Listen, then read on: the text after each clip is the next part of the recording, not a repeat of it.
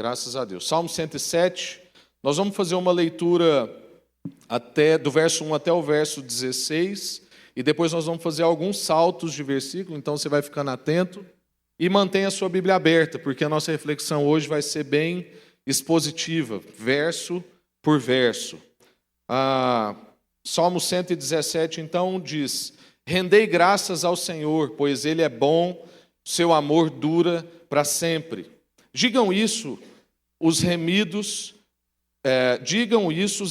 do Senhor, que Ele resgatou da mão do inimigo, os que reuniu dentre as terras, do Oriente, do Ocidente, do Norte e do Sul. Andaram desgarrados pelo deserto, por regiões áridas, sem encontrar cidade onde pudessem habitar.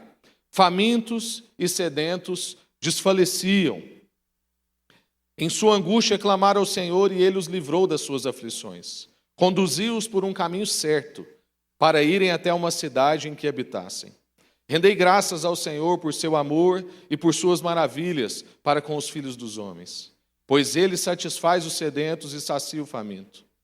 Os que se assentavam nas trevas e na sombra da morte, oprimidos e acorrentados por terem se rebelado contra as palavras de Deus e desprezado o conselho do Altíssimo, submetidos a trabalho forçado, tropeçaram e ninguém os ajudou. Mas em sua angústia eles clamaram ao Senhor e Ele os livrou das suas aflições. Tirou-os das trevas e da sombra da morte e quebrou as suas correntes. Rendei graças ao Senhor por seu amor e por suas maravilhas para com os filhos dos homens, pois quebrou as portas de bronze e despedaçou as trancas de ferro. Verso 18, e rejeitaram todo tipo de comida e chegaram perto das portas da morte. Em sua angústia, clamaram ao Senhor e Ele os livrou da sua aflição.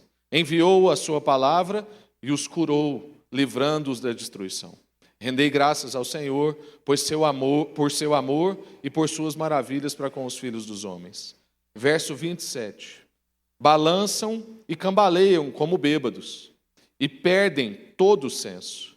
Em sua angústia, clamaram ao Senhor, e Ele os livrou das suas aflições. Fez parar a tempestade, e as ondas se acalmaram. Então, eles se alegraram com a bonança, e assim os conduziu ao porto desejado. Rendei graças ao Senhor por seu amor e por suas maravilhas para com os filhos dos homens. Até aqui. Amém. Irmãos, nós queremos meditar hoje sobre certezas que nos fazem render graças ao Senhor. Nós queremos ser, como igreja, um povo que rende graças ao Senhor no ano todo e por toda a vida. E o contexto que esse salmo está escrito é um contexto onde o povo atravessava muitos desertos e muitos mares.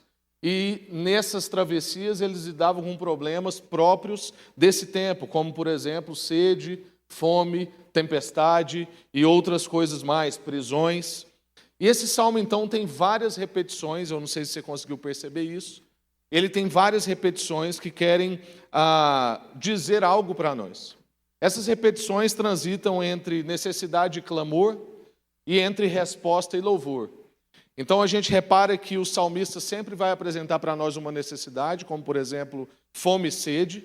Diante disso ele clama, diante do clamor vem então uma resposta, e depois da resposta do Senhor, o povo então adora. E o Salmo 107 inteiro é escrito nessa dinâmica, de necessidade, clamor, resposta e louvor.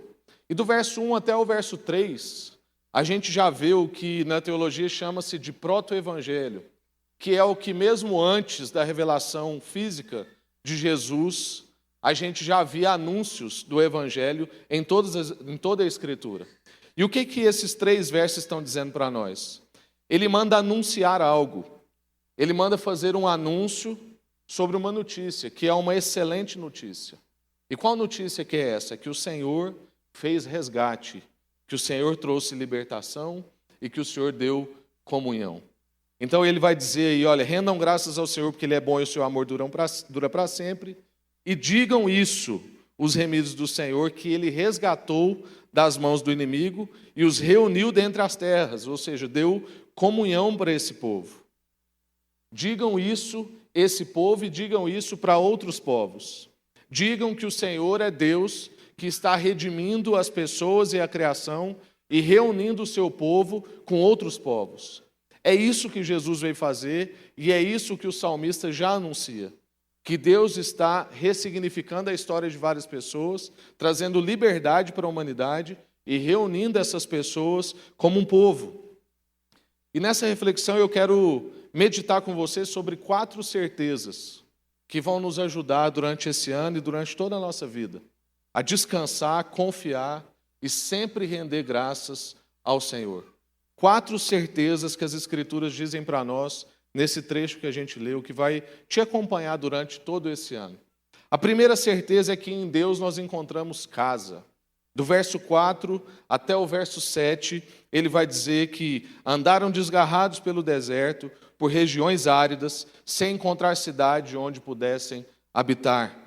Famintos e sedentos, eles desfaleciam.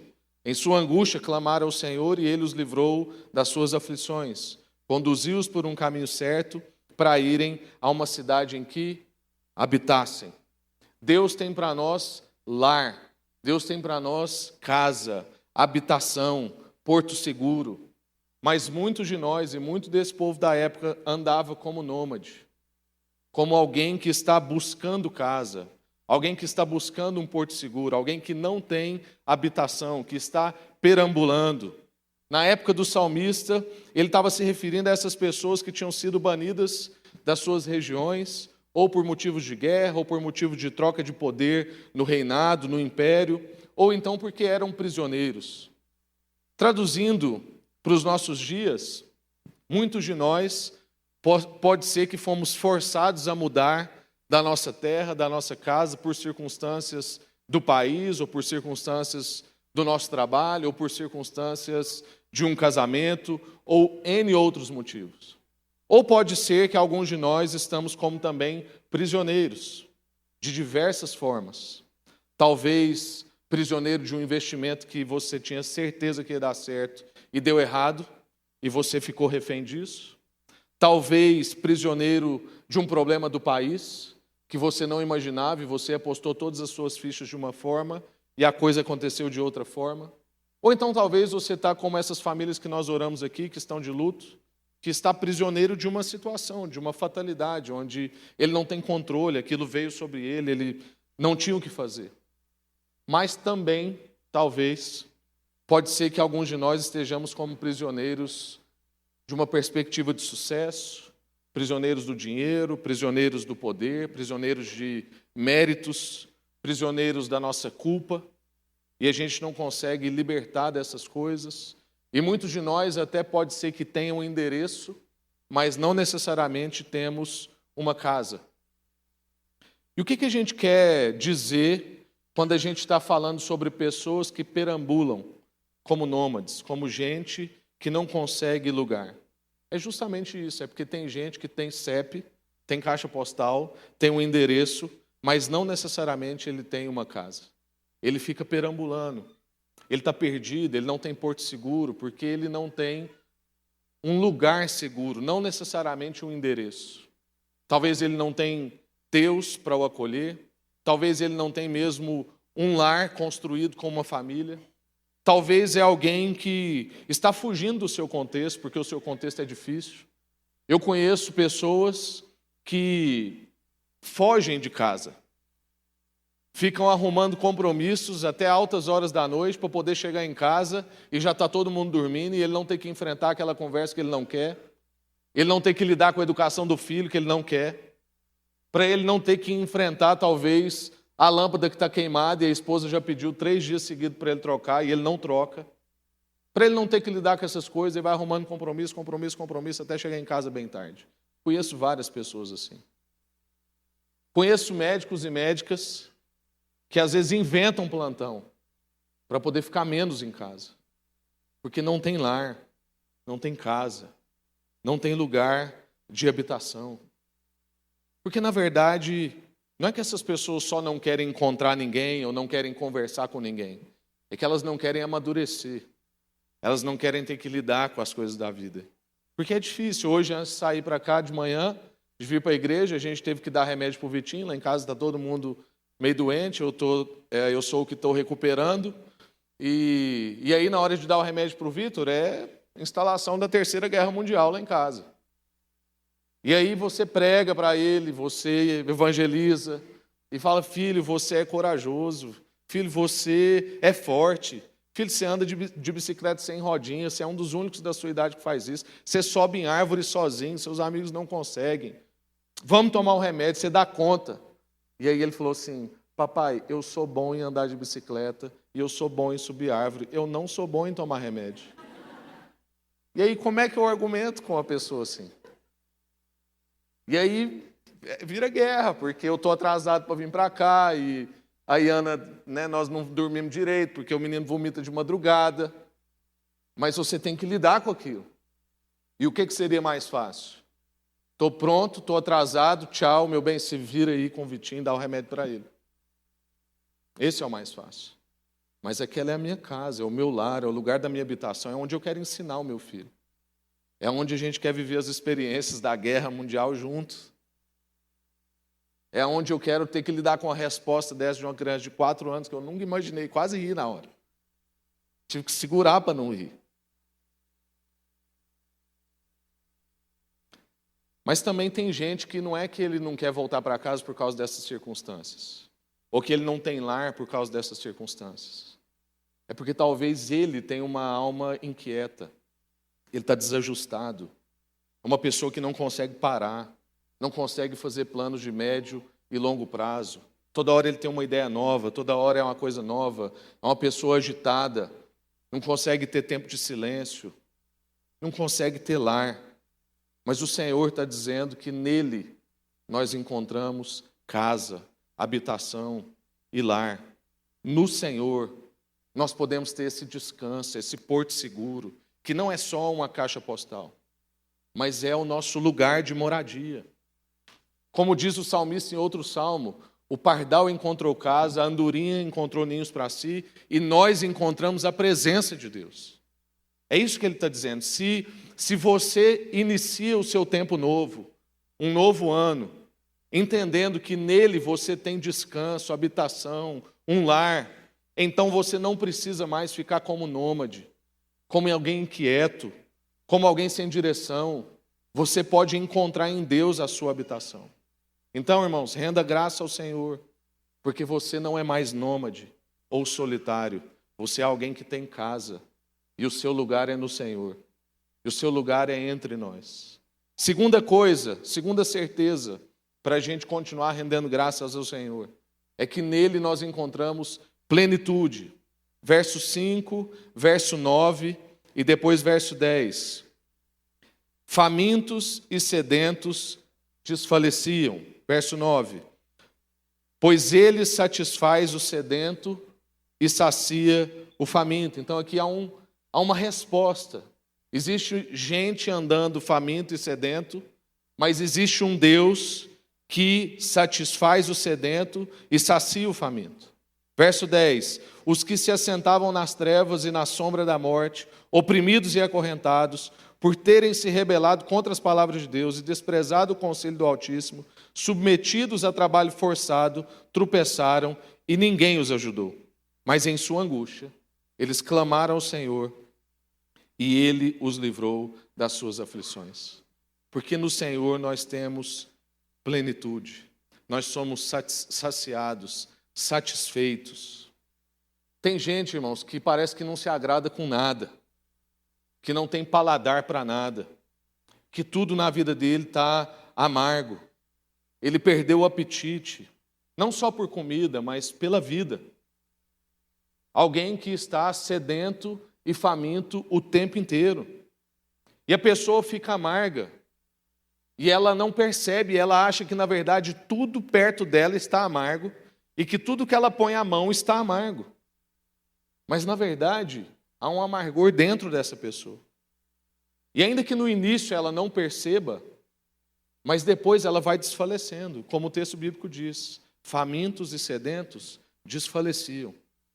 Gente que não se agrada com nada, que quando acaba de ter uma conquista, ele já não está mais satisfeito com aquilo, ele já precisa de outra. E eu não estou aqui pregando sobre estagnação, não é sobre isso. Mas há pessoas que não conseguem contemplar uma vitória. Há pessoas que não conseguem ser contentes em pequenos processos. Pessoas assim que são sempre sedentas e famintas, com o tempo da jornada elas vão desfalecendo. Elas vão perdendo as suas forças, suas baterias, elas vão ficando solitárias. E muitas vezes, uma coisa que a gente não considera, e eu, André, o Vivaldo e outras pessoas aqui na igreja que lidam com aconselhamento, a gente vive isso várias vezes, às vezes por dia. São pessoas que não consideram o fato dela estar desfalecendo, dela estar entristecida, ou das relações dela não estar dando certo por causa de pecado. A gente ficou tão viciado em questões emocionais, em questões comportamentais, que a gente não pensa sobre a nossa realidade espiritual. E nessa época o povo tinha mais sensibilidade que a gente. Então a gente precisa saber que muitas vezes o pecado traz enfermidade física na nossa vida. O salmista diz no Salmo 32 que enquanto ele calou o seu pecado, os ossos dele doíam. Ele tinha problema físico por conta de pecado, por conta de omissão, por problema de falta de confissão. Esse era o caso do problema do Salmo. O povo estava desfalecendo porque era um povo que não reconhecia os seus pecados. Nós lemos aqui gente que não se submetia ao conselho do Altíssimo, gente que não estava ouvindo a voz de Deus, gente que estava com a mente embaraçada. E muitos de nós vamos ficando assim. Se a gente não vai tratando a nossa vida, não vai percebendo, a gente precisa dar nome para as coisas, gente. Se você, às vezes, tem um problema com dinheiro, não posso ver um dinheiro, tal, eu sou viciado nisso. Não é que você gosta de dinheiro demais ou que você tem um problema com dinheiro. Não é um problema. Isso é um pecado, chama ganância. A pessoa, eu tenho um probleminha com pessoas do outro sexo, eu gosto de ver nudez, eu gosto de acessar outras coisas. Não é que você tem um problema, não, isso é um pecado. Chama depravação, chama luxúria. E se a gente não tratar algumas coisas na nossa vida como são, que não são só problema, que algumas coisas precisam ser arrependidas, confessadas, então perdoadas. Não é difícil. Aliás, é difícil, não é complicado. É simples. A Bíblia lida com o pecado simples. Você arrepende, confessa e é perdoado. Mas isso não é fácil. Só é descomplicado. Porque se a gente não conseguir libertar dessas coisas, a gente vai ficar com a nossa mente embaraçada, a gente vai ficar com a alma inquieta, nós vamos ficar estúpido, insensível, insensato e sempre sedento e faminto. E essas doenças vão trazendo para nós, inclusive, perca de apetite. Porém, e aí tem um mas gigante, aí no final que a gente leu, no verso 13. Mas, em sua angústia, clamaram ao Senhor e Ele os livrou das suas aflições. Ainda que você ande em pecado, ainda que você esteja com problemas precisando tratar na sua alma, você precisa ter essa certeza. Ele te satisfaz, Ele te sacia e Ele te ajuda sem merecimento. Ele é quem te satisfaz, está escrito no verso 9, Ele sacia sedentos e supre famintos. Não adianta buscar em outro lugar. Se você está buscando em outro lugar, é por isso que você ainda não conseguiu saciedade. Ele é quem te sacia, não adianta você buscar no vício, no descontrole, no reconhecimento, é só nele. É só nele. E o melhor, ele nos ajuda sem merecimento, que é o que está do verso 10 até o verso 13. Um povo que não ouvia a voz de Deus, não estava buscando o conselho de Deus, mas na sua aflição clamaram a Deus e Deus veio em socorro deles. Ou seja, ainda que você erre, Ele vem em seu auxílio. Ele vem em seu auxílio porque Ele é Deus de plenitude e tem plenitude para nós. Então, irmãos, renda graça ao Senhor porque Ele supre. Renda graça ao Senhor porque nele nós temos plenitude. Então nele nós encontramos casa, nele nós encontramos plenitude. E a terceira coisa, nele nós encontramos liberdade. Do verso 6, depois do verso 10 até o verso 16, como nós já lemos o verso 10 ao 13, eu vou pular, mas verso 6 está dizendo: em sua angústia clamaram ao Senhor e ele os livrou das suas aflições. Aí do verso 10 até o verso 13 vai dizer dessa parte que eles desprezavam o conselho de Deus, mas clamaram a Deus e Deus veio então em socorro deles. Verso 14, tirou-os das trevas e da sombra da morte e quebrou as suas correntes. Rendei graças ao Senhor por seu amor e por suas maravilhas para com os filhos dos homens, pois quebrou as portas de bronze e despedaçou as trancas de ferro. Deus é Deus que traz liberdade para nós. Nele nós encontramos luz, clareza, nitidez. Ele afasta todo medo. Ele quebra as nossas correntes. Ele derruba as portas que nós achamos intransponíveis. No Senhor, nós não precisamos ficar reféns e escravos de muitas das nossas prisões. Talvez a sua prisão hoje é diferente da época do salmista. Ela não é nem de corrente e nem de porta física. Mas talvez você está numa prisão emocional, talvez você está numa prisão financeira, talvez você está numa prisão de pecado. Mas Deus é Deus que faz você encontrar com a liberdade. Por mais fortes que essas circunstâncias que você está vivendo sejam, seja de pecado, seja emocional, seja financeira, eu não sei, seja de perca, de luto, por mais fortes que essas correntes sejam e por maiores que essas portas sejam, pode ser porta de bronze e corrente de ferro, como está escrito aí. Ele derruba e ele liberta. É isso que a gente sabe no nosso Deus. E muitas vezes Deus vai usar pessoas para isso no processo. E aí é importante que você e eu estejamos atentos. Porque quando o salmista está se referindo aqui a portões de bronze e correntes de ferro, não é só uma expressão. É porque ele está fazendo uma menção à época de Ciro. Ao que Ciro fez na época. O que Ciro fez na época é que Ciro foi um instrumento de Deus para derrubar paredes de bronze, portas de bronze e quebrar correntes na vida das pessoas. Por quê? Porque vão ter momentos na sua vida que você não vai ter força suficiente para derrubar determinadas portas e nem quebrar determinadas correntes. Mas aí existe um negócio chamado igreja. E aí a gente tem o privilégio de viver o que a gente está vivendo com o Golter e Adriano, vivendo agora com a família da Rafaela e tantas outras coisas que nós já vivemos juntos. É a gente, um ao outro, ajudar a quebrar correntes e derrubar portas. E a gente pode isso porque o Espírito habita em você, o Espírito habita em mim, e nós vamos ser instrumentos de Deus, um na vida dos outros, para derrubar portas e quebrar as correntes. Portanto, irmãos, renda graças ao Senhor, porque Ele te deu liberdade. E se for necessário, Ele vai colocar pessoas estratégicas nos seus caminhos para te ajudar a quebrar essas correntes e derrubar essas portas. E a quarta e última coisa é que nele nós encontramos misericórdia.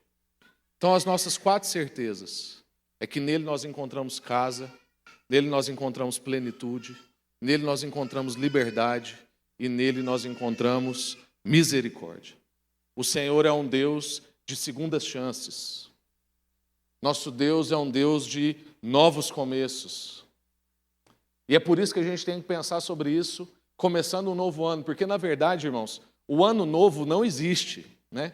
Não existe um negócio que está do lado de lá, que vai vir ao meu encontro como um ano novo. Não, o que existe sou eu, que vou enfrentar novos dias, mas se eu não for renovado, possivelmente os meus dias vão ser iguais aos outros, porque é a mesma pessoa encarando dias. Por isso que a gente precisa do nosso auxílio do Espírito Santo e das nossas convicções e certezas para enfrentar o que vem pela frente, porque só se faz novo se nós somos novos. Agora, nós temos um privilégio, que é que aqueles que esperam no Senhor são renovados diariamente. Então, nós somos novos todo dia. E não interessa se é um ano novo, ou se é uma semana nova, ou se é um dia novo. Porque talvez tenha alguém que vai começar seu ano novo em agosto. Talvez tenha alguém que vai começar seu ano novo em março. Vai começar algo totalmente novo. Mas o que importa é que no Senhor nós nos fazemos novos, porque há novas possibilidades. Existem segundas chances para nós. Verso 18 até o verso 21, e depois pula para o verso 27. E o texto bíblico diz: eles rejeitaram todo tipo de comida e chegaram perto das portas da morte. Em sua angústia clamaram ao Senhor e ele os livrou das suas aflições. Enviou a sua palavra e os curou, livrando-os da destruição. Rendei graças ao Senhor por seu amor e por suas maravilhas para com os filhos dos homens. Verso 27 agora. Balançam e cambaleiam como bêbados e perdem todo o senso. Em sua angústia, clamaram ao Senhor e ele os livrou das suas aflições. Fez parar a tempestade e as ondas se acalmaram. Então eles se alegraram com a bonança e assim os conduziu ao porto desejado. Rendei graças ao Senhor por seu amor e por suas maravilhas com os filhos dos homens. Nós estamos vendo um povo que não ouvia os conselhos de Deus, não dava atenção ao que o Altíssimo estava falando. Gente que andava como bêbado, cambaleando, não seguiam as orientações que o Senhor estava dando, mas, na sua angústia, clamaram ao Senhor e receberam uma segunda chance. Irmãos, isso quer dizer para nós que ainda que você erre no processo, e você vai errar, talvez ainda hoje você vai errar, possivelmente. Ou no trânsito, ou com seu cônjuge, ou com seu filho, ou com você mesmo, ou com Deus. Mas ainda que você erre no processo, o Senhor virá. Ele vai vir na sua misericórdia e vai te curar, vai te livrar das suas aflições, vai te livrar da destruição, vai te dar orientação, vai acalmar as tempestades da sua vida e vai te conduzir ao porto desejado. Essa é uma verdade que você não pode esquecer. Está lá no verso 30. Ele acalmou a tempestade, acalmou as ondas e conduziu ao porto desejado. Porque é o seguinte, irmãos, Deus é um Deus de destino. O seu destino está garantido. Agora, o meio pode ser uma bagunça. Pode ser que você vai chegar, como diz o apóstolo Paulo, na beira-mar em cima de tábua. Acabou o navio, não sobrou nada. Mas como o seu destino era a beira-mar, você chegou lá. E é isso que o Senhor garante para nós, é que Ele vai te conduzir ao porto desejado. Ainda que você erre no processo. Deus é Deus de misericórdia, de novos recomeços, de segundas chances. E um detalhe importantíssimo, eu quero concluir com isso. No verso 20 diz que Deus os curou através da sua palavra. Deus cura através da palavra dele. E a palavra dele está aqui. Existem profetas. Eles acertam de vez em quando. Aqui, acerta toda hora que você lê. Busquem a palavra de Deus. Apeguem-se a essa palavra nesse ano. Eu não sei se você recebeu no WhatsApp ou viu aí nas redes sociais. Tem um vídeo que circulou muito essa semana sobre duas pessoas conversando, dois americanos, e americano é bom em fazer pesquisa. E eles fizeram uma pesquisa sobre quantidade de leitura bíblica na vida das pessoas. E qual foi a constatação deles? Eu não lembro detalhes, mas basicamente é o seguinte: pessoas que leem a Bíblia acima de 4 vezes por semana têm uma vida completamente diferente do que pessoas que leem menos de 4 vezes por semana. As pessoas que não têm contato com as Escrituras, na verdade, têm contato uma vez, e aí cogita-se que essa uma vez que a pessoa tem contato com a Bíblia é agora, no culto, enquanto o pastor está lendo e a pessoa está lá também observando. Pessoas que têm contato com a Bíblia uma vez por semana têm uma vida caótica, modelos de decisão caótico, lida com as circunstâncias caoticamente. Mas se você aumenta isso para 4 vezes, não é nem todo dia. A mudança na estatística é algo, sim, gritante. E aqui, nós não estamos falando sobre a qualidade da leitura, porque lá estava analisando só assim, se eu leio mais de 4 vezes ou não. Nem se você leu bem ou se você entendeu tudo que você leu. Mas apegue-se a essa palavra, irmãos, porque Ele cura através da sua palavra. Deus fala conosco através da palavra e lava a gente pela palavra, por meio do Espírito Santo e no meio da comunhão. É por isso que a gente precisa da palavra, da oração e da comunhão. Porque Deus fala conosco através de uma letra que vem com o Espírito, e isso é a oração. Então eu leio, oro e comungo, porque aí eu distribuo virtude, recebo virtude no meio da comunhão. Então que nesse ano você possa se apegar a essa palavra, porque Ele vai te curando através do contato com essa palavra. Você então vai ser curado do seu isolamento através da relação com Deus e com os seus irmãos. Você também vai encontrar casa e habitação através da leitura dessa palavra. Nela você também será satisfeito através da plenitude do Espírito Santo. Em contato com essa palavra, você também vai ser liberto de si mesmo. E liberto também do pecado. E liberto também de situações que você imaginava que você nunca poderia ter sido salvo. E você vai ser salvo de situações que você achava assim, agora não tem jeito. Como diz o Vitinho, agora já era. Então, irmãos, que nesse ano a gente sempre renda graças ao Senhor. Porque nele a gente encontra casa, nele a gente encontra plenitude, nele a gente encontra liberdade e nele a gente encontra misericórdia. Amém?